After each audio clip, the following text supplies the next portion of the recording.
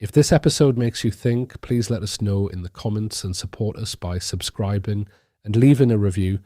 Thank you. Today we are exploring a new essay by Dario Amodei, the founder of Anthropic, the company behind Claude, which is, without a doubt, one of the most powerful AIs we have in the world right now.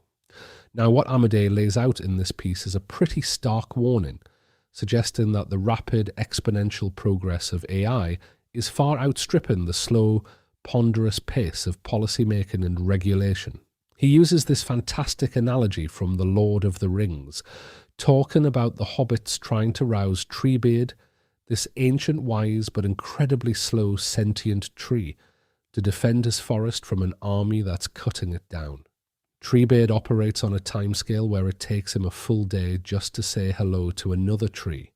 So getting him and his peers to act fast enough is, as you can imagine, nearly impossible.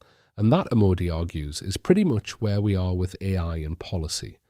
AI is moving at lightning speed. Think about it. In just 4 years, AI models have gone from barely being able to write a coherent line of code to now writing most of the code at major AI companies. We've seen similar leaps in biology, physics, maths, law, translation, you name it. There's this phenomenon called AI's scaling laws, which essentially predict an exponential increase in general cognitive capabilities as you throw more computing power at it. And these laws, they've got over a decade of empirical evidence behind them. Amodei believes that if these scaling laws continue for just another year or two, we could very well see what he calls powerful AI, which he describes as a country of geniuses in a data center. Now compare that, he says, to policy, especially legislation, which for good reasons moves incredibly slowly. Governments have immense power, and it's generally a good thing that they don't wield it too hastily. But that mismatch in timescale is, as he puts it, very painful. In the several years it takes for, say, Congress to act, AI can go from what looked like an amusing toy to a full-blown country of geniuses. And this really got me thinking about our schools, didn't it? Because in many ways we're the Hobbits sometimes, trying to rouse our own Treebeard. The Treebeard here could be a large multi-academy trust, a local authority, or even just the ingrained habits and cycles of an individual school. Curriculum review cycles, budget allocation, CPD planning. These are all processes that, for very good reasons, often move at a pace that feels more akin to Treebeard saying hello to a neighbor than the lightning speed of AI development. Amodei touches on a critical dilemma here. Early on, it was clear to some, like Anthropic, where the exponential growth was heading. They suspected AI would fundamentally reshape everything, much like nuclear weapons or the Industrial Revolution did. But to most looking at what AI could do at the time, it looked pretty mundane, just another consumer app. It was hard to convince policymakers that anything other than a laissez-faire approach made sense. And honestly, it was hard to design the right policies when the radical effects weren't yet present. This resonates deeply with the know-like-trust progression for change leadership, doesn't it? For school leaders, building awareness and credibility around AI needs to happen before that country of geniuses fully lands in your classrooms. It means spotting those early signals, conducting internal audits of AI's potential, running hands-on pilots and starting conversations, not just waiting for the undeniable evidence to hit. Because by then, as Amodei warns, you're already a year or more out of step. He then gets into some serious stuff, pointing out that in recent months the evidence of AI's power and its risks has become undeniable. He cites Claude Mythos Preview and its cybersecurity risks as emblematic, proving that AI models are now tools of global strategic consequence. He fears biological risks and serious AI autonomy risks may not be far behind.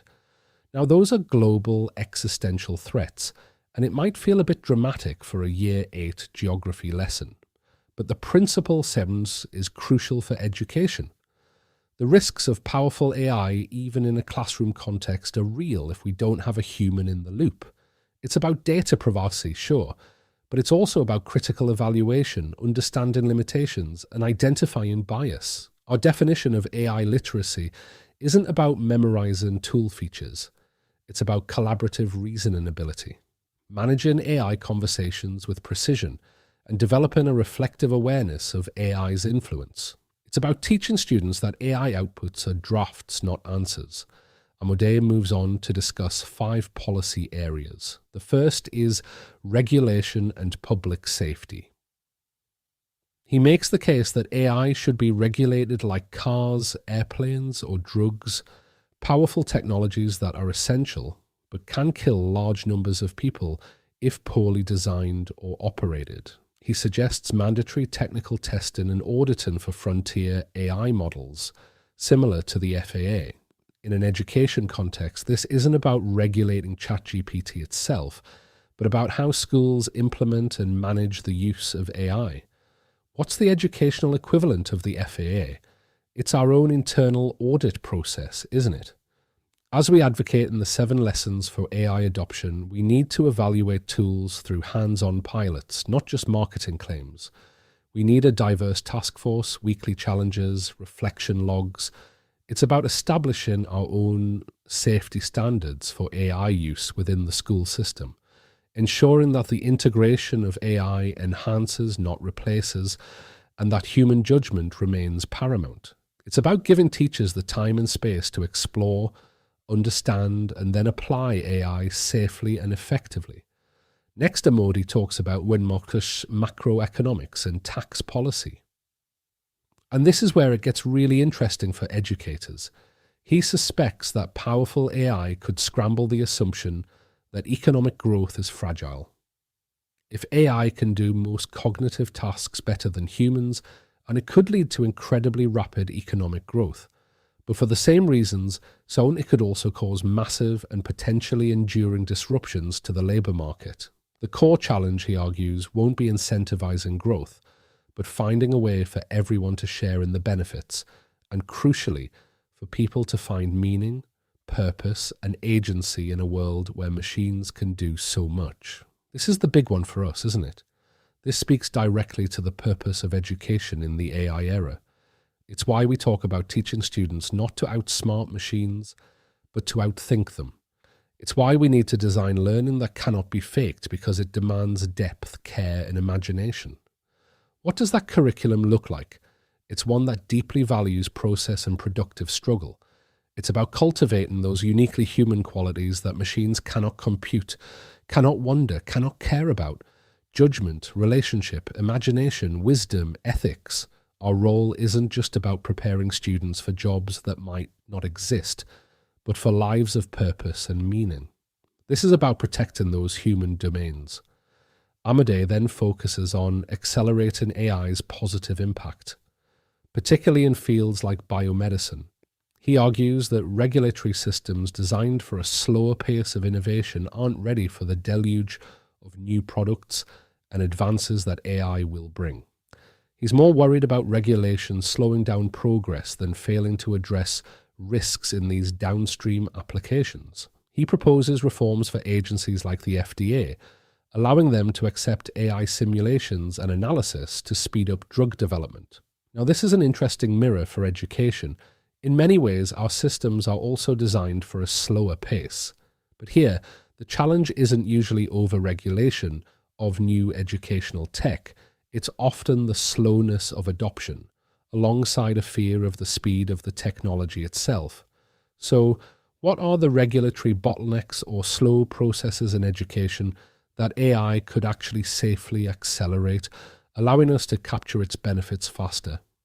Think about box one innovation from the 3-box model. Doing what we do better. Can AI speed up differentiation for students, offer better IEP support, automate administrative tasks for teachers, or help us design lessons more efficiently through frameworks like ideas?